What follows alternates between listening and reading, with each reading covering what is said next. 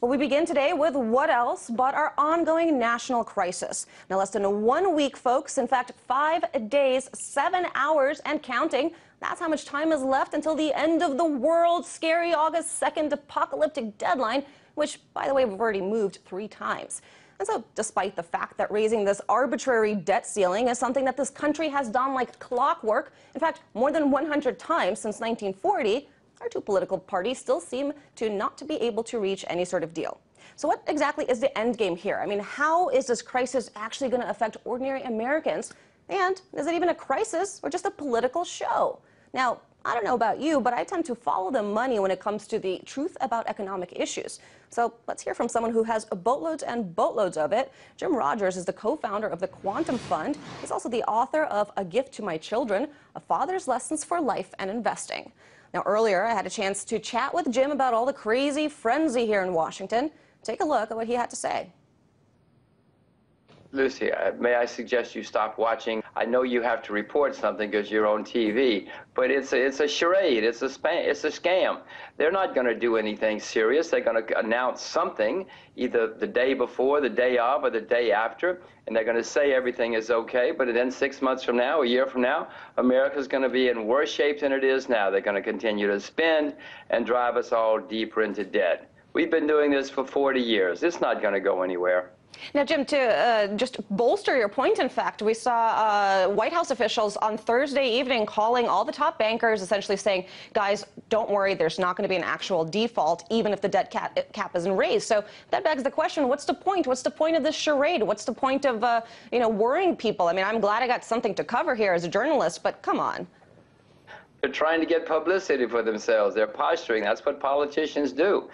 Lucy, the studies show that the people who are good politicians are the people who are good at playground when they were in grammar school. And these guys are at playground, yet again, only it's with our money and is driving America deeper into debt.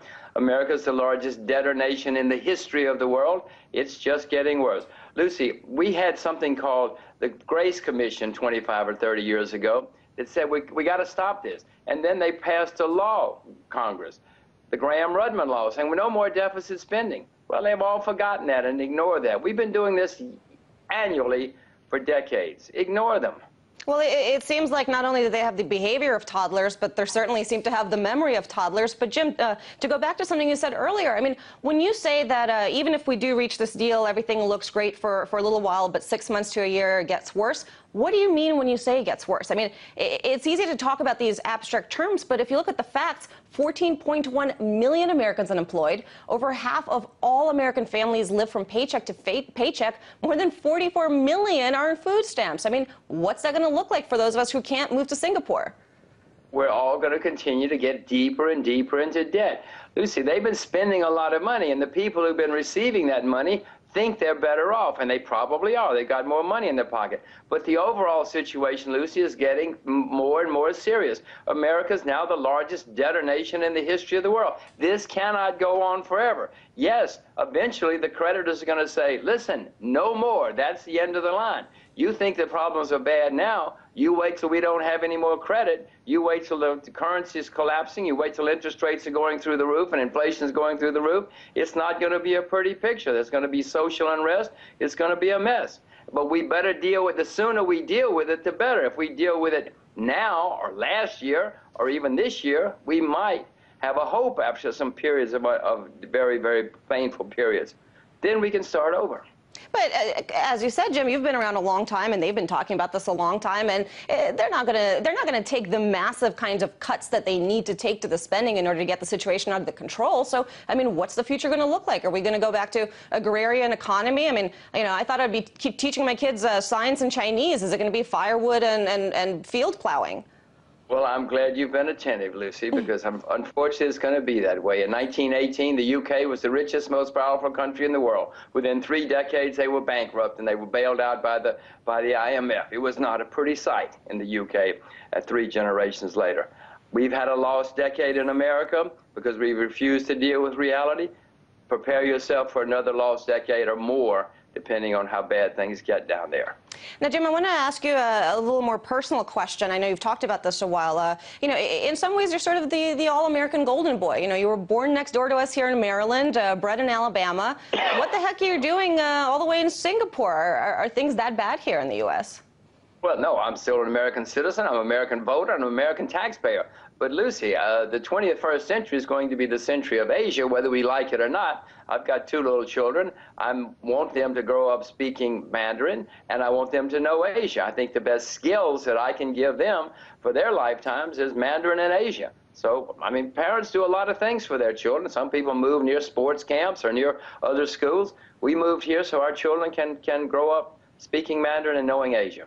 But let me ask you, I mean, if you say that things are so bad here and our politicians certainly can't seem to get their act together, why not renounce your citizenship? Why not wash your hands of this whole economic mess and move on? Well, I haven't done that. I mean, I will go and consider that if that's if that's your suggestion, but I don't see doing that anytime soon. Well, so then are things maybe not that bad? Do we have a chance of turning this whole mess around?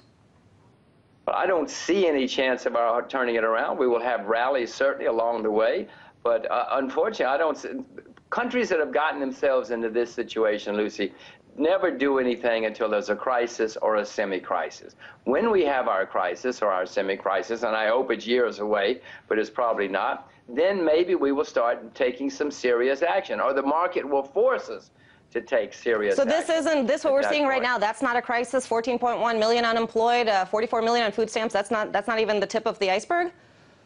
Lucy, the New York, the stock exchange, the Dow Jones Industrial Average is near its all-time high. What kind of crisis is that when the financial markets are all fat and happy and most people are well off? I mean, yes, there are people that are despondent and suffering right now. But that's not a crisis. Wait till there's a crisis. Look around the world. Look at what happened in Iceland. Look at some of the other serious crises we've had in the past 3 or 4 years. Then you'll understand what the word crisis means. All right. And then I want to get a little more personal and ask you about an old buddy of yours, someone you used to work for by the name of George Soros, with whom you, of course, co-founded the Quantum Fund with. Now, he's getting out of the whole hedge fund business. What do you make of it? I didn't even know about it. I mean, I haven't been in the Quantum Fund for over 30 years. You might as well ask me about my first wife, Lucy, or where I went to college or something. This is all far, far away in my life. Oh, well, I'm surprised to hear that. So you don't think it signifies anything if the man most famous for hedge funds gets out of the business? I just don't know anything about it. I mean, you have to ask him. I know nothing about it.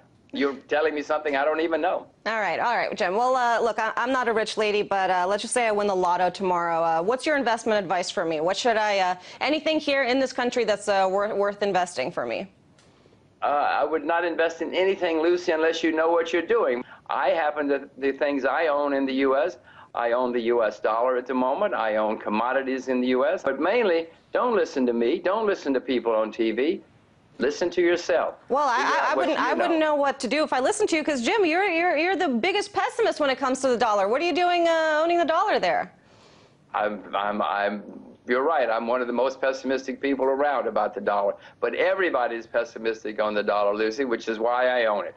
I've been investing long enough to know that when everybody's on one side of the boat, you ought to go to the other side of the boat for a while. So I own the U.S. dollar. Who knows if I'm right? I make plenty of mistakes. All right. Well, I'm going to let you go, but last question there. August 2nd passes. If there's no deal, should we all try to find the cheapest ticket over to the Bahamas and get the heck out of this country, or are we going to be okay?